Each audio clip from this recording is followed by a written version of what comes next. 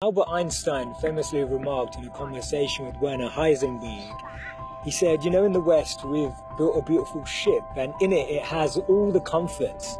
But actually the one thing that it doesn't have is a compass, and that's why it doesn't know where it's going. This paradox of our times was propounded by the Dalai Lama when he said we have wider freeways but narrower viewpoints. We have taller buildings but shorter tempers. Will Smith said that we spend money we haven't earned on things we don't need to impress people we don't like.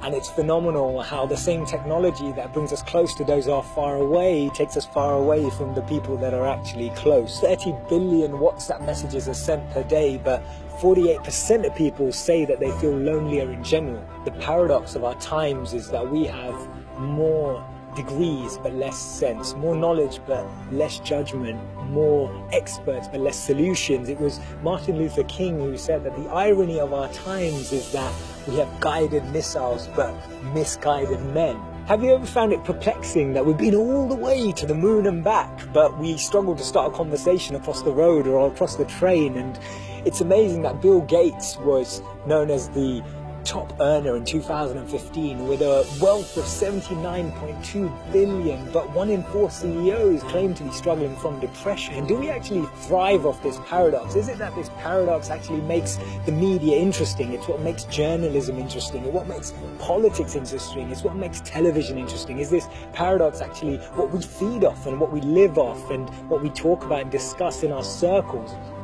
Doesn't it seem that we've tried to clean the air but polluted our soul? We've split the atom but not our prejudice, and we're aiming for higher incomes but we have lower morals. So I'm hearing you ask, how do we bring a change? How do we dissect this paradox that exists in our lives? And it starts by us, each of us, pressing pause, pressing reset, and then pressing play again, taking a moment to become more conscious, taking a moment to become more aware, taking a moment to really reflect on the consequence, the implications of a misplaced word, of an unnecessary argument that we all know we didn't need to have, or to speak to someone just slightly differently, in a different tone, in a different voice, in a different empathy, with a different perspective, just to really connect with people on a different level.